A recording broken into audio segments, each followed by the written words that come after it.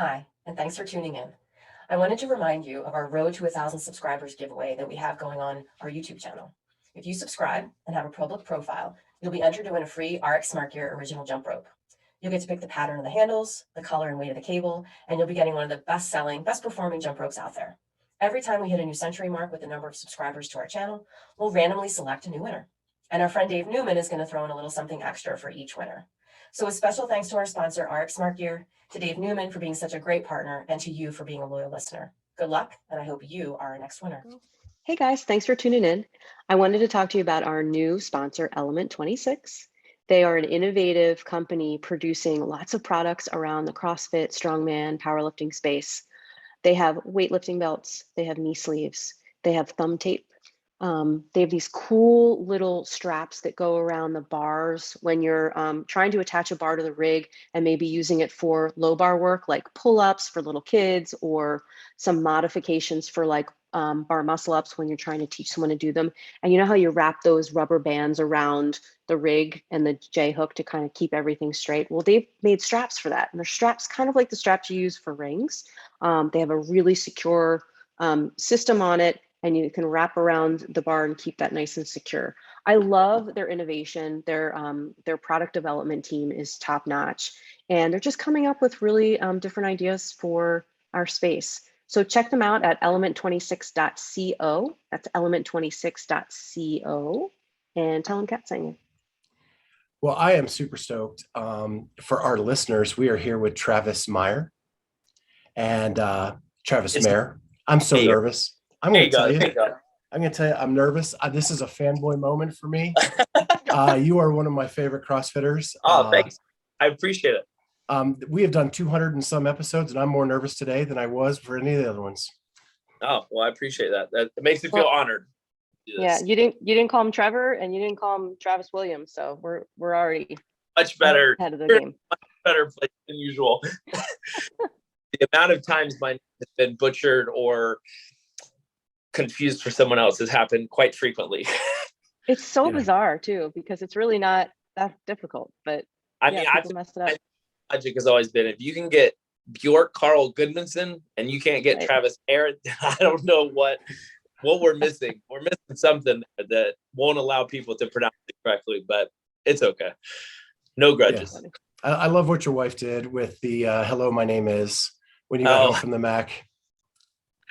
Well, I pulled up, and so like I drove up because it was just a couple hour drive, and then as soon as I pulled into the neighborhood and then I got to our house, like there was balloons, all this stuff set up. I'm like, what has happened?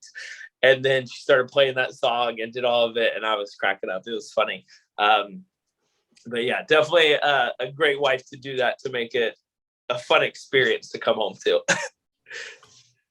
Let's start there. So we're Travis Mayer, multiple time games competitor, super cool dude. You and your wife, how did you meet? Lauren, right? Yeah. So my wife's name's Lauren. She was doing her master's at Kennesaw in body fat analysis. And one of my good friends at the time was in her class, and she pretty much just needed people to come in and get data based on body fat and just more people for results. So he was like, hey, do you want to come get like a bipod, a DEXA, and I think just like the traditional handheld one? And I was like, yeah, sure. Like, I'll go in and see. At that point in time, like, was just kind of getting more into the personal training side of things, into CrossFit very early. And I was like, yeah, I want to see where my body fat's at. And then ended up walking in. And I mean, of course, she's very beautiful. And then I ended up, so you have to get into like a swim cap and a Speedo, more or less, because you just have to be in pretty much like nothing almost. And so I walked in and then flexed for her. I always say that's when she fell in love, but she'll probably say differently than what I would say. But no, that was kind of like the first introduction of meeting her. And then I think I had an event, and she reached out and was just like, hey, how'd it go? How'd your competition end up? And then that rest was kind of history. We just kind of continued to keep talking throughout it. And then now fast forward like 10 years later from that, and married and 4 kids and living the dream. Yeah, it's always a Speedo and a swim cap that turns the women on. That's what I hear. Yeah, it was a pink swim cap too. So, I mean, that had to be what really got her that time, I would say. Yeah, all I can picture is like Mr. Bean or something in some kind of comedy routine. I mean, that's probably what it was kind of like, of me just walking in. And I mean, she didn't know who I was. So the fact that I'm just walking in and then I flex and just kind of this stranger, who's this guy, like, think he is. But at that point I was young and dumb, but it was funny. Now looking back on it. So you were married pretty young, 10 Yep. years So I'm now? married at 24. Yep. And then we had our first kid at 25, or my first kid at 25. So my wife's 5 years older. And then, yeah, another kid at 20, let's see, 15, 17, 19, 21 have when they've all been born. So 6, 4, 2, and currently 9 months are the age gap. So that's quite a balance. 4 kids, you own an affiliate, you're a games competitor. How does that all that work? Yeah. So, I mean, I think the biggest thing is just having a good structure at home, and kind of the balance of every Tuesday, Thursday, I have the kids with me. They, like, on Tuesday, they'll come to the gym. My mom will meet me here and watch them while I train. Then on Thursdays, they're with me all day. And then Monday, Wednesday, Friday, they go to a daycare. So just kind of a good overall balance between how we structure it, between, like, and then my wife will pick them up if I need to train a little bit longer on some days, or whatever needs to happen. We just kind of go with the flow and make it almost like seamless and not too stressed. Like, if I get a call from daycare, then I just leave the gym and I go pick them up, because that's the dad thing to do. That's the right thing to do. I brought them into this world. I'm going to do everything I can to help them. And I think a lot of times people get frustrated and upset that, like, they can't finish the training session or whatever. And I think it's allowed me to balance how I train, how I handle things kind of in life, of, like, however it's kind of thrown at you, just kind of like accept it, roll with the punches, and kind of keep going. And I think kids have definitely taught me that more than anything else, of just, things are going to be all over the place at times. It's going to be wild. It's going to be crazy, but you just kind of keep going with it. And I think it's allowed me to structure my training and program to get the most out of the time I actually have inside the gym. So whether it's like, okay, I know with this 2-hour block, I need to make sure I'm training. After that block, I need to then go and do gym stuff. And then after that, I'm going to go back and do another training session. And then I need to coach. And then after that, I'll do another session. And it's just kind of allowed me to prioritize the things that are important, to get still plenty of family time in at home, to where I'm not really training too much at home. I tried not to do that as much as I can. I try to keep that for, like, in the gym. And then when I'm at home, trying to be more present and focused on family at home. So from that side of things, well, there we go. Just trying to stay present. And I think that's kind of a big thing of, we all get distracted today in the social media world and everything else. It's very easy to get distracted and not being present. And I think that's just something we try to work on and do, that allows me to kind of train the way I have and continue to have the success, and not feel like I'm taking away time for my kids of me being home, because when that time of me being home is more for them. I think that's great advice for anybody in the working world. Like, when you're at work, you're at work, and when you're at home, you're at home, and you leave work behind, and you be present with your family. I love that advice. It's something that I did probably 10 years ago, because I didn't have that balance, and it was not a good thing. Yeah. I mean, it's a hard thing to balance, because, I mean, your work's what's paying the bills. Your work is what's helping you get to goals or whatever it is you're trying to accomplish, to potentially do those things outside of whatever line of work you're doing. But you still have to make sure that, like, at the end of the day, if you were to die, like, your work doesn't care. Like, they can replace you immediately, but your family and loved ones, the time you take away from them, and that's what's going to be remembered. And I think that's something I try to do, is just make sure I spend as much time with my family and enjoy all those, like, little moments with them. So you own an affiliate. Yep. How much of your day is spent running the affiliate as opposed to training? Or do you have, like, a good staff? Yeah, so I have a pretty good staff here in the kind of structure. And I feel like that's kind of been over the time of when I, like, first started. I used to, like, coach every class. I used to literally do everything. And I've definitely learned that's not the way to do it. But starting out, sometimes that's just what you have to do. And I did that at a young age that now I'm to a point where like I have a GM who handles like all the on-site stuff. If someone comes in, how they go into the onboarding process before they go into a class, and like she sets up all of that. So I don't even have to be concerned with that. And then, I mean, I'm definitely doing stuff every day, but it kind of fluctuates and varies on what things we have planned and going on inside the gym, how we're structuring new on-ramp programs, combining different classes, just kind of the normal gym stuff. But yeah, I definitely have a good group here on site that allows me to, once I'm in the gym, I chat with members and I coach 6 classes a week. So I do like a Monday noon, then I do Wednesday PM, and then I do a Saturday morning. So I try to get to most classes, and I'm usually here from 8 o'clock to 3 o'clock every day. So it's usually like the very early morning people and the late PM people that I don't see as much, but it still gives me enough time that I'm almost at most of the class times or around that I still kind of see everybody, because I think that's super important to still, as an owner, be tied in with the community and still see everybody, talk to everybody, see how they're doing, talk to them, see if there's anything you need to change, alter from like the business side of things. And I think part of that is still being integrated into that time of like, I'm not at that point like working with gym stuff, but I'm like interacting with them and still creating that relationship that in return is going to help us in the long run. Well, what's awesome is Kat is actually on day 8 of owning the keys to her new affiliate space. Congratulations. Yeah. Thank She's you. moving it from her garage to a full building. Oh, that's awesome. That's the big step. Huge undertaking. Yeah. I was going to ask you, do you do your own programming for the gym, or do you have someone do that for you?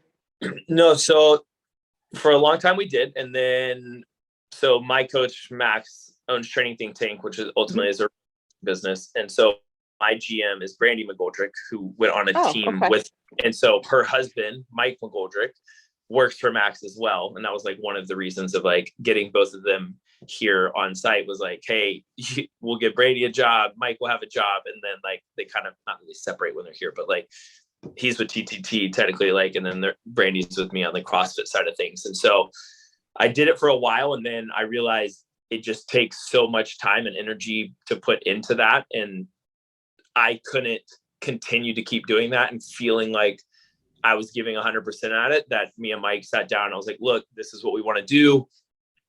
Would you be open to programming for the affiliate and doing this? And so he's been doing that for a couple of years now, and it's been actually really good. And it just allows me to not be worried about that. Like we still have meetings where we discuss what we want to work on in the upcoming based off of like what I see in classes or the feedback that we get and what members are trying to accomplish. Or for the open, you change the prep and kind of the different time and season of what people are wanting to do, then we alter it to meet them, but you're also still giving them a variety of movements and skills that like they need to work on that I just didn't have time to sit there and write down. So, I mean, I think it's one less thing to stress about by letting someone else that you trust handle it. So if you find that being like a kind of like a burden almost of like, you're just not 100% sure, like then I would say reach out to somebody, do it. I mean, you can reach out up to here with them and they could probably help as well. But just finding something that you trust and know is going to be beneficial for everybody, that you know is a good program. Because I mean, you can go into a CrossFit gym and they are programmed all differently and independently and not always 100% sure on what to do and how to structure it, and the compounding of shoulder movements, and if the shoulder girdle strength, like there's a lot of other things that go into it. People think, no, you just write workouts and then you put them down on a sheet of paper. It's like, yeah, no, there's a lot more that goes into it. But definitely having somebody that you trust to do that. And that was just something that I didn't have time to focus on. And it definitely made my life way easier after I like let him do it. I was like, oh my God, this is a relief, which was kind of nice to have. Yeah, I think I've been doing so much painting that I can't wait to do something like coaching or programming. I'm so sick of this Is other it stuff.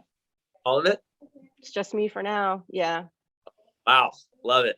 I mean, yeah, that's for me a few years ago. Like I guess 9 years ago, was pretty much my wife and I were in the gym and we were painting the walls, getting everything set up. And I mean, but those are the moments you remember. Those are the good times that make it worth it in the very end. Of it just shows you how far you've come and where you're at now. And I mean, it's a pretty cool process. It's definitely stressful at times. I understand that. And you want to be done painting, but it's definitely still we'll get there. We'll get there. To see the progress. That's when it's done. That's what makes it worth it. So one thing I didn't know until just recently is that you and TTT actually share space. They sublet from you.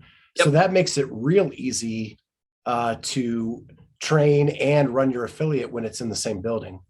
Yeah. So more or less a few years ago a while ago, when I got married, Max came down for our wedding. And so our gym's pretty much 12,000 square feet. And when you walk in, there's like offices, and then you go in, and then we have like a locker room, bathrooms, all that. And then when you walk out to the gym, it kind of goes into like almost an L shape. And part of like the back right or upper right corner was just kind of open. Like we have about 6,000 plus square feet of just like wide open space on our side, that where we did all the CrossFit side of things, everything was for that. And then on the other side, it was just like at this point in time, we weren't that big yet that we needed to expand to that side or anything. So we pitched Max the idea of like, hey, would you want to move your business inside my business? And Atlanta was an easier airport than Utah at that point in time with him. And then it was easier for his coaches remotely to be here. We already had offices, like literally it was just kind of like, it's set up perfectly for you. And so then his affiliate technically is like inside my affiliate. It's just like two different businesses, two different kind of like insurance entities, all within itself that work together. But yeah, it's definitely cool to have him more on site and be able to watch things and help with training. And definitely when we like first started out, it would be like, okay, he can just walk right out and see it, versus me like filming, sending him all the videos, waiting for the emails to come back and that kind of thing. That we've always wanted the in-person structure to be that way. And then when it finally happened, we definitely saw a lot of benefits in both sides of things and how it helped us. And we definitely have some cool things that we're in the works of planning in the future together that I think will be exciting to share later on. But it's definitely some cool things that we've been able to develop and work together and kind of help both parties out, from the coaching and training side of things to then even just like media that they bring in that just kind of builds the whole gym atmosphere as well. So they both kind of knit well together. So when all these other athletes come into town and train with Max, you're kind of the hometown guy. Does helping them acclimate fall on you at sometimes, or is that pretty much just Max and his team? I mean, a lot of times they're more coming to like train in the environment and train kind of like against me, more or less. Like even when Noah would first come up here, like neither one of us want to lose. So we're constantly always kind of like pushing each other to find new levels of like what we're capable of doing. And then it built a really good friendship from that to where we are now. But it's like whoever's coming to visit and train, like we're all athletes and we're all competitive. So we're all going to do everything we can to win, regardless of kind of like where it is. If I was in Miami, or if he was here, or if I went to Utah, wherever it is. But it definitely is kind of like, it's a home turf kind of feeling, like you want to protect it and stand your ground and fight for it hard.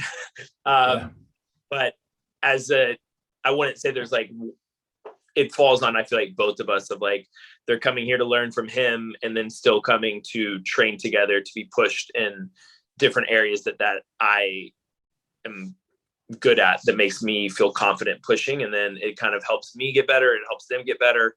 And then it helps also like build the total brand itself around everybody. It gives them more exposure and different things. Like even going into the games this year, we had, I think there was 9 of us that were like on site training for like the in-person.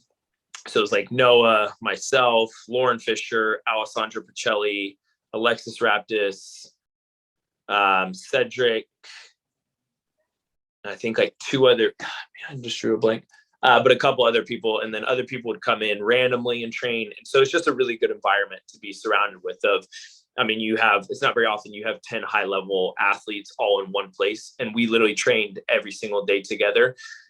Different pieces were modified for different people for different reasons. But at the end of the day, when it was like pure Metcons and pure like CrossFit, we would all do it together. And you would definitely start to see that level up and get better that way through all of us pushing each other that side. Do any of them move there permanently? Noah did for a while, but like permanently for a long extended period of time. No, like I think Sandra was here for, 6 months, something like that. So, like they're here for a long time. And she moved from California, her dog, her husband all moved here. Lauren was here for about 6 months, and it was kind of like the start of the season all the way through. If they were to make it to the games or whatever, that you would keep training all the way through the games. And so you were technically here for that period of time from February to August. But yeah, permanently, no, most of them still go back home. And that's the happy place, like that's wherever they, especially Noah, like he loves the Miami life. He loves those are all his people down there. And it's definitely a different vibe up here in Alpharetta, Georgia. It's a more suburbs, and even though it's fun, you can just tell he misses it down there. So I think it's even more beneficial for him to be in that environment that helps him and makes him happier than it would be like being up here. It'd be the same way if I was down there constantly. Like I'd rather be back up here with my family and in this environment. So what did you do to make Alessandra retire? I'm just kidding. No, even when she told me, I was like, are you sure? Are you actually going to be done? She was like, I don't know. I think it was time. I think everybody kind of hits that point at some point down the line of like, it's my time to just stop and throw it in the towel. And I think possibly her wanting to start a family and different things, like definitely from the female side, it is a much bigger undertaking of like starting a family than it is from a male's point of view, right? Like I'm not carrying a baby for 9 months in my belly and my body's not going through all these changes.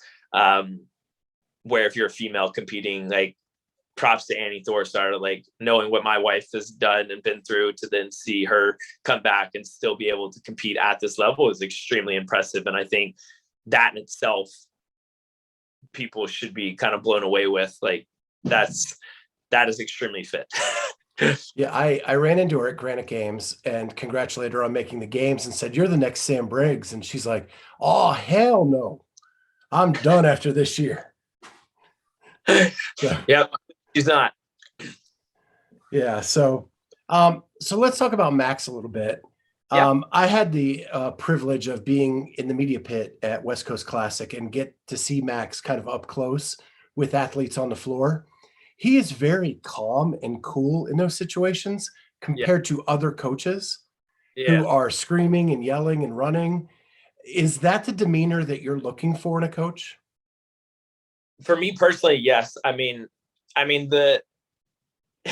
As much as he wants to yell and scream, it ain't going to change what's happening to me on the floor, like that, as much as that's going on. And I think his demeanor and how he handles himself is always kind of in those situations. There's not much you can do, right? Like you're just sitting back. We've done all the work. We've put in all the hard work. We've focused on what we could. We improved on the skills. He's wrote the strength progression, movement progressions, like literally everything has been written. Now it's like, okay, now it's on you. Go do what you know how to do. And I'm trusting you in this process as much as I trust him with writing the program and getting me to that point of where I can test myself to that point. And I think having him be calm in those moments almost keeps you calm, where he's not getting agitated and worked up. Even like at Rogue, for instance, like we have not like a rule, but like we joke of like, we trash talk each other a lot about anything and everything in the world that you can possibly think of. We make fun of each other. That's just our personalities with each other. Like he's a big brother. Like that's just how we interact. But when it comes to like, it's time to train and compete, like there's no trash talking about that. So as soon as we're done and the event is over, like I could be walking off the floor and he's going to say something smart. But then when it's like, no, like it's time to be serious. Like you need to go out into the floor. This is like the plan. This is how we should focus. This is what we should do. This is what I think you should do here and whatnot. It's definitely more of a calm kind of structure, but I kind of like it. I like being fired up and excited, but that's only for certain things, right? Like, I don't feel like you need to go into Fran or something anxious and fired up like that, because then it's just going to escalate your heart rate. It's not going to keep you calm and regulated, where if it's a 1 RM lift, sure, go for it. Like, use that fire and fuel. So I definitely think he knows how to bring it out at certain times, but also in those situations around a bunch of people, his personality is like, he's just going to mind his own business. He's going to focus on what he can control. And that's just kind of how he operates. But yeah, he definitely sits back and just almost like observes everybody as it's all happening. He's not one to sit there and scream and yell too much. I feel like the only time I've really heard about it was at Mac when I snatched 300. He told me he lost it. So that was about the only time I've really ever seen him like that fired up about it. Well, he is very famous for being very cerebral about everything that he does in training, right? And that calm is a visual representation, and that observation is a visual representation of that cerebral approach. And I just thought it was really cool to kind of see that in action. Yeah, it's definitely interesting. I mean, he's a very large human being and someone I would never fight ever. But it's definitely cool to see even things that he does inside the gym, like training wise, that most people would think there's no way this dude that's like 240 and looks like this could get into a position like this. But yeah, it's definitely it's a cool bond we have, and I'll never tell him I really care about him, because that's just it's not what we do. But he's definitely a very good guy and has taught me a lot, and a lot more than just like from the fitness side of things, about how to handle myself, control the emotions, then even learning how to like getting into like breath work, meditation, like all sorts of other avenues than just like, hey, I'm going to write your program. And that's kind of it, that he's pretty much become a brother out of. So it's definitely cool. Well, there's a couple things I want to talk about. The 300-pound snatch. Yep. One of the most exciting events I've ever witnessed in person, when all of you hit the 300 pounds, one after another. There were so many of us. Yeah. So, I mean, leading up, I've never hit 300. It's always been like the talk and the discussion of, hey, that's the number like we're chasing. And I think most people have been chasing that.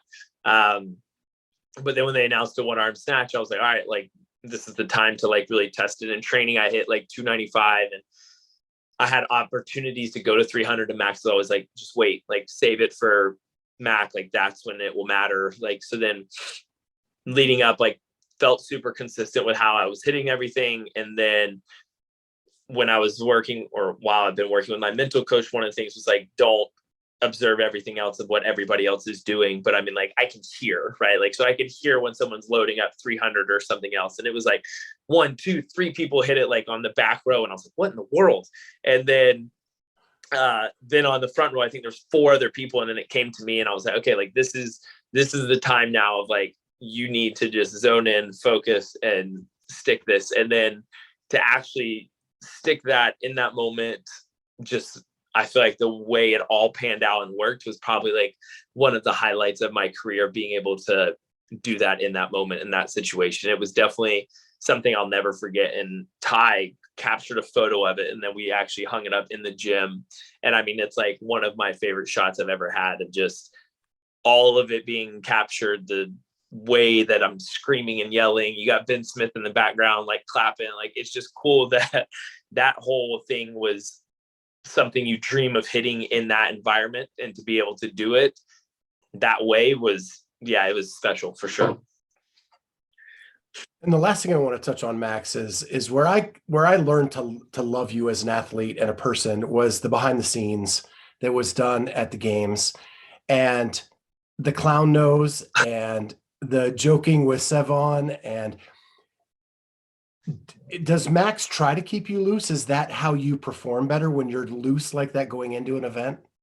Yeah. So yeah, the clown nose and things, that was something that year that we were just like, I mean, I just want to have fun. Like, I mean, we're out here like, yes, this is my job. Yes, I enjoy this, but there are times when it is very stressful, the environment, the situation, just kind of all of it. So the whole point was to like keep it lighthearted. So then he brought a red clown nose to really add it to the mix of enjoyment and laughter that came from that. And then definitely Savon adds a lot of interesting questions that always try to stir the pot, which I always think is hysterical.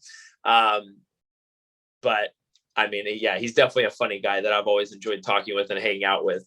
And then to now, even so at Rogue was kind of like a more testament of like things we've worked on. And I mean, each year you always take these things and you're like, all right, how can I improve upon that? What went well? What can I apply differently next time? And one of the things this time was don't leaderboard and no social media. And it allowed me to be ultimately like more present throughout the whole weekend and just kind of honestly like enjoy competing again, of not worrying about what place I was in, not worrying about what other people were saying on social media, whatever it may be, that it just kind of allowed me to like, okay, you're just going there, you're going to work out, you're having fun.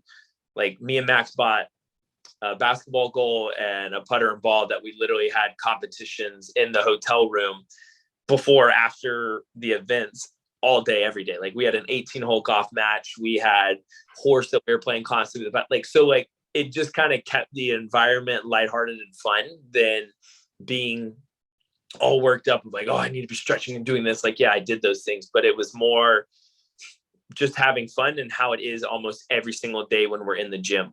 Like in between, I'm not sitting down for hours and waiting for the next event. I'm like up, moving around. We're doing something. We're creating competition. If it's like, can you throw this ball through the ring from 30 feet away? First one to do it wins. Like, and it's not like anything comes from that, but that's just like how the environment has grown and cultivated over the years. And it's definitely it's definitely been fun to try to keep everything a little more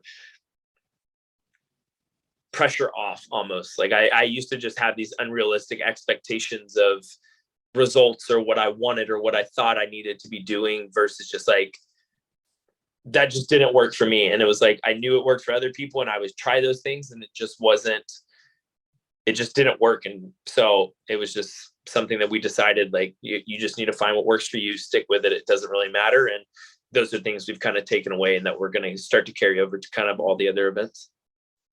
Yeah, so that was going to be my question. What you said, it was an experiment. So is that something, obviously at Rogue, it was something you could try out because, the stakes aren't quite as high in terms of title and things like that. Do you think that'll be something that you'll incorporate as you move on to semifinals and games for the next season? Yeah. I mean, I think for me, the whole leaderboard thing, it doesn't help me staring at it, right? Like I can look at it, but the obsession of like, it's not like it's going to change when I look at it again, but it's just like okay, how many points ahead? What's the point gap? Okay, who do I need to beat? Then you just start playing all these tricks on yourself and like thinking, okay, I need to beat this person by 3 points or 3 places to get these points to then move up to, and it's like, you just start doing this math, and all of this energy that you start spending on thinking about that is now used somewhere that it doesn't need to be, where it's like, no, you need to put that energy into the workout and get the best result possible for yourself. So for me, it's being able to, Max was in charge of it. And he would tell me after each workout what place it was. And that was it. I didn't know anything else. I didn't know where anybody else stood. I mean, like I can tell by like when we're corralled, like you have an idea of like where you're at, but I didn't know where anybody was at. I didn't know what the point spread was. I didn't know how close somebody was to me or how close I was to someone else. And I think that just allowed me to like, okay, go out there, do your workout and be content walking off the floor that you gave your best. And that's just is what it is. And it's definitely something I will carry over probably for the rest of my career into all these other events, because I think it was very beneficial for me to do that versus knowing the energy I've expended at other events by leaderboarding or watching or doing these things, that it takes away something from me and energy and confidence that I might carry over into like something that's not real almost. So yeah, definitely something we'll carry over to the upcoming season, and definitely the social media aspect as well. It's just not beneficial. Yeah. At all. Have you heard of some of the stories floating around these days about the scoring system and like that whole Z scoring? And I'm sure Max has probably, looked into it. Do you have any thoughts on that? Ryan, I think from like Morning Chalk Up, like did something together, but I honestly don't know really anything about it. I know there's a lot of other kind of like methodologies of how you think it can be scored to suit somebody that finishes higher up on other events and different things. But I haven't looked enough into it to really know what could come from it. And I think, not saying I won't, but I think just based off of how the sport is, unless someone comes out like, hey, this is going to be the new point system for us and how we're going to run things. Like if Wadapalooza is like, hey, this is the new point structure we're going to use, then I'll kind of look more into it. Or even if at the games they decide to come up with a different structure. I mean, I definitely think you can improve and make those changes and make the sport constantly kind of keep evolving. And I think that will change at some point, but when, I'm not sure. But yeah, I think it takes time, kind of with everything else that it's all going to change, and it constantly will. And what happens, who knows? But I mean, I think the sport's definitely going in the right direction. Even like at Rogue, like such a very well-run event, from how like the athletes are treated to the fans to having the strongman in between to making it like an invite only. Like it's a very cool event to be part of and experience. And I think that's just helping the sport overall. And I think hopefully these other big competitions will keep taking notes, and even the games taking notes on the way things are handled and done. And I think hopefully in like 5-10 years, it will just keep getting better and better and better. Yeah. What was it like to have all that rest in between events at Rogue? Great. I mean, it was nice. Like you show up at 11 o'clock in the afternoon, do a workout, come back at 6 o'clock and do another one. It was kind of nice to have these long breaks. I mean, that's definitely just not, which I think was nice based off of all of us just finished the games, right? So all of us just came from the games, that not everybody was optimal going into that weekend. I mean, people probably had aches, pains, whatever it was, but to be able to have those breaks in between, not bury us into the ground, doing 7 workouts in a day, like allowing the body to rest, come back, do it again, come back, do it again, was like kind of a nice, I'd say it was a nice feeling for the body and kind of the whole experience. But yeah, I think it's cool. And I mean, the payout was pretty close to what the games was paying out, and you did half the workouts in half the amount of time too. So we'll see what happens if the games start to change that standard and level up their prize money. And if it's double, then make it 500, the amount of workouts that you're doing. Who knows what's going to happen with the sport as it keeps growing. I'm going to come back to that in a second, but I was at Rogue. The baseball stadium, I was shocked at how well that came across as a venue live. With the shape of the stadium, it made it really easy for viewpoints for the fans from everywhere. Yeah. I mean, it definitely, I mean, I would have a hard time saying the point of view just based off of like, we're down on the floor, but just even looking at it and watching, like, even if you were like in the outfield, you could still see everything that was happening on the floor pretty easily. There's only 10 people, so like still condensed to where you're able to see. It's not like there's 40 people across the board and you're like, I don't know where anybody is and I'm trying to figure this out. Where it was pretty easy to, in between events, when you could watch, see what was actually happening. But yeah, I think they've kind of improved that. I think I did hear some people that were like, we just wish we were a little closer, like to all of us working out and everything. But I mean, people are always going to have something to say about anything and everywhere you go, that it's not always going to be perfect, but they definitely did a very good job with how all of that worked. Yeah, I was actually a volunteer there. I was working with the documentary team. So I was in the third base dugout for most of it. Yeah. So this is my only complaint. If they have the baseball stadium and you're coming out of the third base dugout to be introduced, you should have walk-up music. Yeah, that would have been cool. Right? And so what song would you pick? Ooh. Oh man, that's a good question. I thought maybe Lose Yourself by Eminem. I kind of like, it's a good song. Yeah, I don't know. I'd actually have to think about that, because I feel like it'd have to be like a 10-second clip, because how fast they doesn't bring us out, that it would have to be something like almost like the beat drops and then I'm walking out, something like. Yeah, but it was the perfect moment to throw something like that in because of the way they did it. Well, the elevator music right before we were all about to do the max lifts was fantastic. Oh my gosh. Walked out and I looked at Cole. I was like, is this the elevator music we're getting? And the judges like kind of laughed and like, yeah, apparently there was like copyright issues or something. I was like, oh, okay, well, perfect. I mean, Yeah, you don't think, yeah, as soon as it starts, you forget about all of that that's actually happening. But it was funny. We walked out and I was like, well, this is strange music that we're walking out to right now. Yeah, they didn't pay to have the rights to broadcast copyrighted music on YouTube. So it would have broadcast totally silent if they would have played music. All the little things. See, all the things Yeah. you don't think go into it. And you're just like, we're out there and we're like, what is happening? Yeah, they made sure the swag bags were good, that you guys had a nice venue, the equipment was nice. Forgot about that stupid YouTube copyright.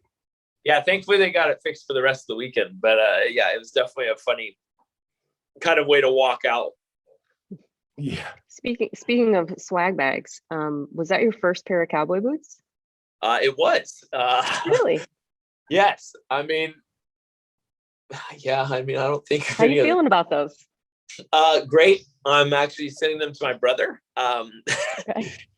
Texas, so that it's a little more fitting for him and his personality more so than mine. I thought it was a really cool like addition to add. I mean, it's just like just most likely I'm never gonna wear them. I'm gonna be completely honest. There's not a chance wearing them. I mean, I feel like the only time I would wear them would be if I'm dressing up for like a Halloween costume or something, cowboy hat and everything. Because even my brother's like, oh, these boosties are so great, and like knew everything about them. Even the cowboy hat, like knew all about it. And I was like, I mean, I couldn't tell you anything about any of this. It's a white hat, and then I was like, the boots are brown and blue. I mean, I really don't know. To some people, they probably love that. Like if you were Sean Sweeney, you would probably be so ecstatic. Yeah. All that. But it definitely was cool. I kept the belt buckle and belt, which I thought was cool.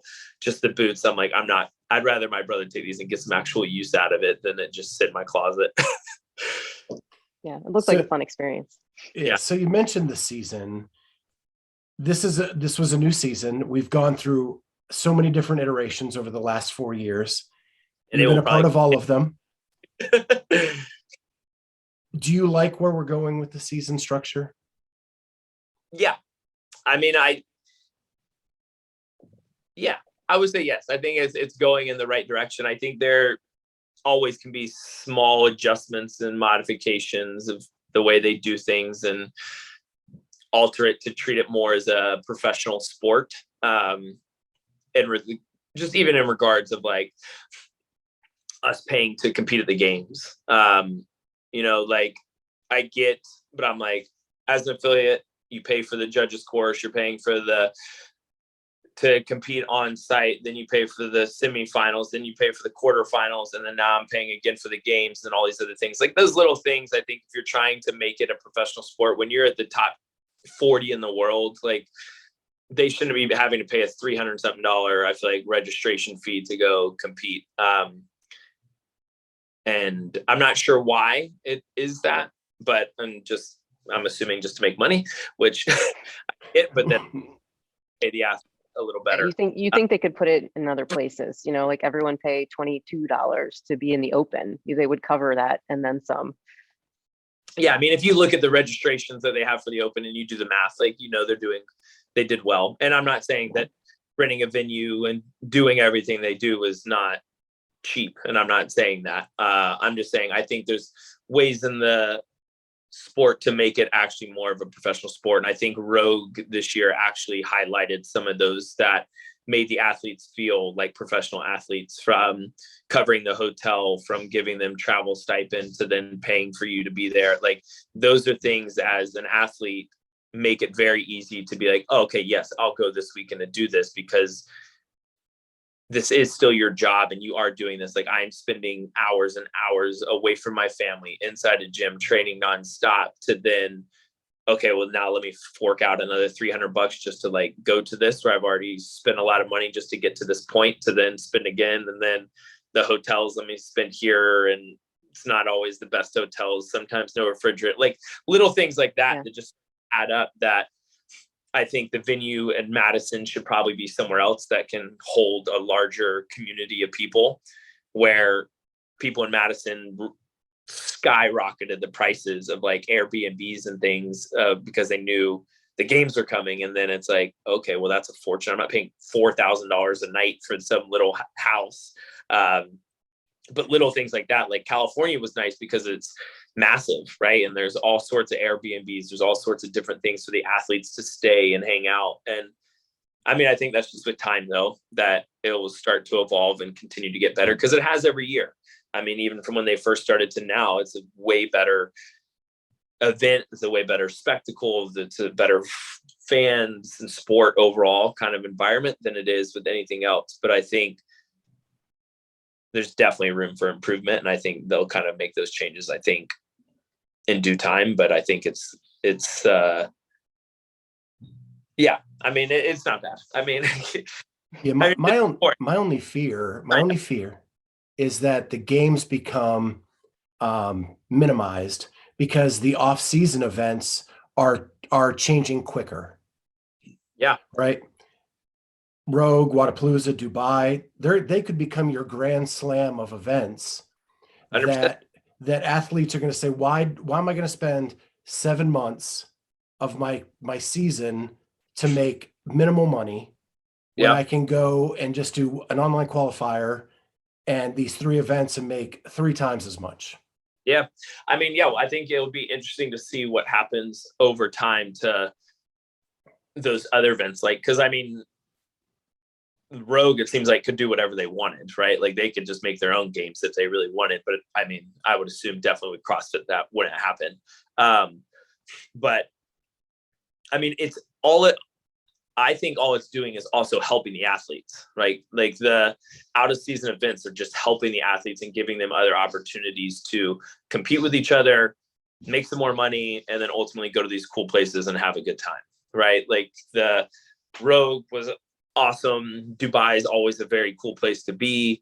Wadapalooza, you're in Miami, it's the sun. Like, so there's definitely these cool places you get to be, but they're treating it more professionally, I feel like. And I think the games can start to level that up, and hopefully they will, and kind of constantly improve on it. And not saying it's a bad experience, but I think it could be slightly better in adjustments from even like the warm-up area to then how long we have to walk ahead of time to get there, and how we have to carry all 3 of our bags. Like, hey, you don't know what you're doing today, but bring everything you pretty much own. And it's like, what? Like, I mean, I'm bringing 4 bags of like just shoes, because I don't know if we're doing something with cleats. I don't know if we have something on turf. I don't know if we're going up a hill. I don't like, and I get you're keeping the unknown aspect of it, but it's like, okay, we're already here. Like, who's going to go test a workout the day of the event and tell us, like, you're doing 3 events, this is the time they're happening, versus like keeping it all so secretive.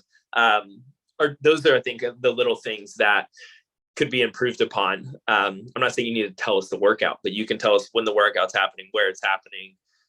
And that's really what all kind of shoes you need. Yeah. Kind of little things of like, my coach was carrying around 3 different bags from the warm-up area to then the tennis stadium, Coliseum.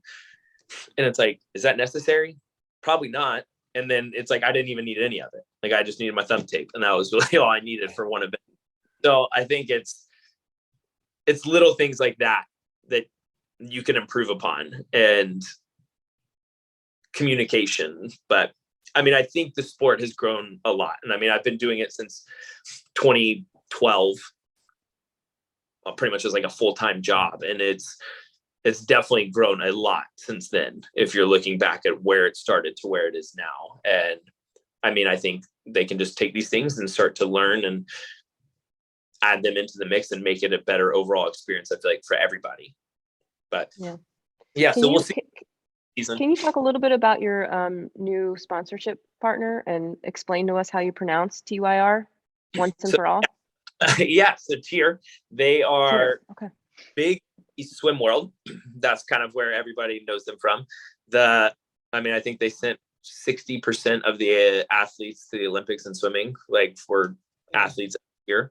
And so the CEO, Matt, has gotten into CrossFit, kind of loves it, and then they believe that they can create pretty much a fantastic product inside the CrossFit space. And there's some super exciting stuff that we've been in the works of creating and doing that I believe is going to help just add some more competition to some of the bigger names in the sport, like Nike and Noble and Reebok, that I think they're doing things the right way. And it's gonna, I think, overall help. And it's pretty cool for me on this side to be able to give input and direction on products, and then they take the feedback and change it pretty much right away to fix it, and then carry on, and then we start changing something else, and then you work to this. And then I think being a high level athlete, knowing what you kind of like, don't like, and you can kind of see from other athletes and hear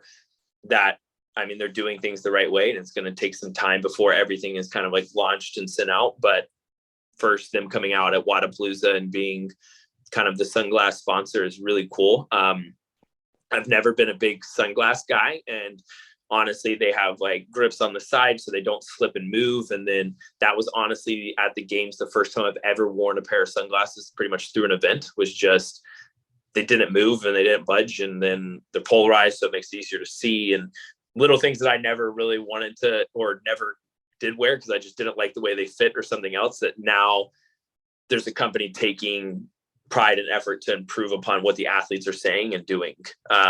For me was super exciting to be teamed up with and kind of work in this direction of bringing them into the CrossFit space. Yeah, that's really cool. And thank you for pronouncing it the way we're supposed to, because I've been calling it tire my whole life. My wife, she was like, yeah, you mean 2 hour? And I was like, yeah, no, it's tier. So, but yeah, we'll get everybody on it. Everybody will start to understand over time. You know, it just takes time.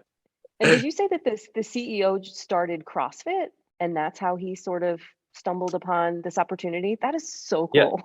Yeah. So then I know people like, so the swimmers, from what I've gathered with discussions with him and a few other people inside the company, is like the swimmers do CrossFit and dry land training. And so a lot of them have like enjoyed the CrossFit training aspect. And through that, he's got into it. And I know some of his other employees were like, competed at regionals and the games. And so then they all kind of tied together. And then in that, he started doing it and then fell in love with it. And then now it's kind of just grown to what it is now. But it is cool that it's like someone with that kind of background and understanding, and then being like, you know what, I think we can dive into this market and make a big impact. And that's what they're trying to do. And it's pretty cool to see that it's like, it just started with a spark of like, hey, this is fitness, but okay, now what we do as a company, even though we've pretty much solely been just in swimming, now start to diversify and get into other sports. Like I know they have some NFL guys now, then they have now CrossFit people, then they have, so they're starting to broaden who they're actually able to sponsor and be teamed up with. And it's pretty cool to kind of like be at it this early on and kind of help and chime in and add input on things improved, and things I've taken from other sponsors. Like I was sponsored by Reebok, I was sponsored by Nike, and then now being sponsored by them, like I can take things that I've learned and gathered over those years and then work towards creating something even better with them. And then I get to add more input, which for me is very exciting. I actually get to say like, no, this just isn't comfortable. This is heavy. This doesn't feel good, whatever it may be, to then making the changes and then be like, no, this is the right, like you're on the right track. Let's keep going down this route. And I mean, there was times with other companies I would say stuff and then they'd be working on something that was like 3 years down the line. So it was like, oh, okay. So everything that we just tested was completely irrelevant to whatever you needed. So, okay, cool. That was pointless. But this is definitely something a little more hands-on and something I actually get to be a bigger part of. Maybe we'll see like a Mayer line of products coming down the pike. That would be super cool. No, you never know. Yeah. So my background's actually swimming. And when I was in the swimming game, they had just come on the scene in swimming. They, Speedo and Arena were the two big companies, and they had just kind of got started. And that was many moons ago when they just invented water. But since then they're now dominating it. But are they going to come out with a shoe, or are they just pretty much apparel at this point? Yeah. So, I mean, there's definitely a lot of things in the works. We'll just say that. I mean, I'm not 100% sure exactly what all I can say, but we'll just say there's a lot of cool things in the works. Sunglasses, clothing. I know a lot of other things that they have planned. And just when those things will be released and announced, I'm not 100% sure, but I would just keep your eyes out that there's going to be some pretty cool things coming. Awesome. Well, before I let you go, I got to ask, you have a killer tattoo game. Oh, thank you. Thank you. I love the one on the left shoulder. Is that like a sundial clock type thing? No, so it's actually a compass and then kind of like a map on the upper side. And then, so this was after, so each of them have been for my kids on my arms have been Easter. So this is my first child, second child, third child, and then we'll go this arm for our fourth one later on. But so pretty much it has the time of he was born in the bottom of the clock, and then his name through it, and then the compass throughout it, and then his date of birth on the top, and then just kind of like random map throughout the rest of it. And what have you done for the other two kids? So then the other one is a lighthouse on this side, and then pretty much just meaning like wherever you go in life, like your mom and dad will always be here, will always be the lighthouse for you. And then the other one is the lion, and I'll always be the protector of him. And then he's the cub. And then my wife is pretty much a representation of the lion and the elephant for her. Those are really cool. Thank you. Yeah. So then we'll see what happens on the other arm. I'm still in deciding. I don't ever rush. And usually I have ideas pretty quick. When our child has been born, like it just kind of comes to me very quickly. But with our daughter, I have been stumped and trying to figure out what exactly I'm going to do. I have ideas and concepts, but then with the guy I work with, he's in Canada now, was in Spain before. So now he's in Canada, which is a much closer place to get to. We'll kind of see what we come up with and decide. Yeah, I don't ever like to rush into it. I always like to take my time and make sure it's exactly what I want. And then we pull the trigger and go for it.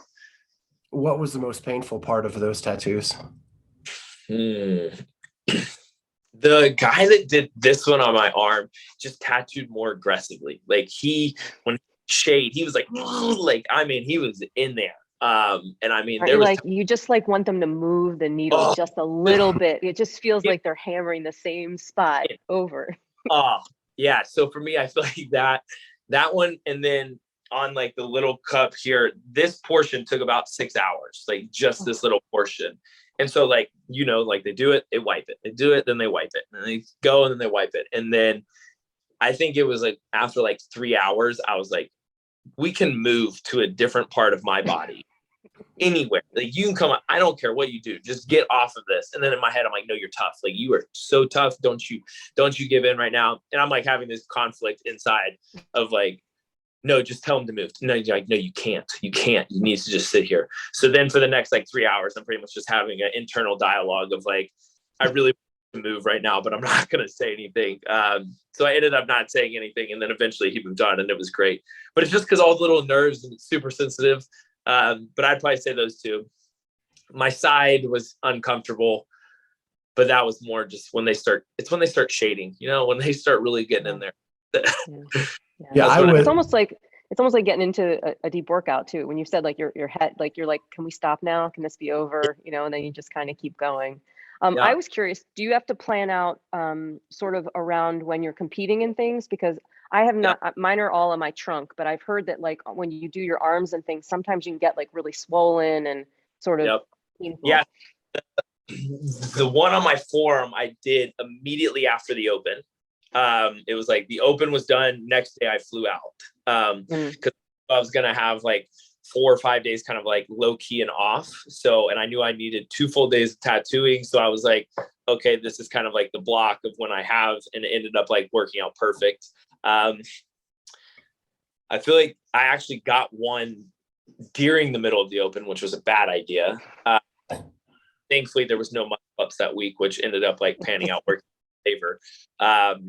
But yeah, I tried to honestly pick when I know I'll have downtime, so then I can actually let it heal and not jeopardize like anything happening to it. And then my son's looking to get his first tattoo, and he's 18. He wants one on his forearm, and he's a pitcher. And he said like Thanksgiving is like the only time he can get it. And he wanted to come home and get the appointment like right away. I was like, it doesn't work that way. You have to, you know, maybe next year. Yeah. Like the guy I have, I think thankfully I like created a relationship with him. So it's a little easier to get into now. But I remember at that point, it was 9 months of just like ahead of time. And I mean, that's not very much compared to some people. I mean, I know some people that are a couple of years out, even just to like get on the books. And then you have like a year before you can even start and go and do like a mock-up of like what you want in person. And then after that, then you actually have it. But thankfully, yeah, it's now. I told him, I said, if you get an appointment in 2 days when you come home for a tattoo, that's not the tattoo you want to get. Don't want to rush. You Yeah. want to, you could, yeah, I guess most of mine were hidden for a long time.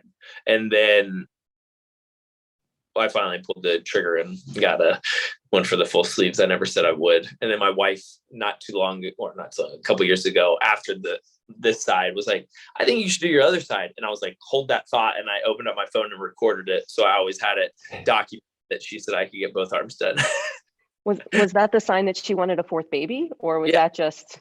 It could have been. I mean, now that you say that, looking into it, that definitely could have been the kind of like, that's code. I'm not gonna actually say something about it, like, hey, you can get another tattoo, but do you want another kid, kind of thing. Right. But yeah, no, we're done. Four is great. 4 is enough. Yeah, I was tattoo free till I was 51.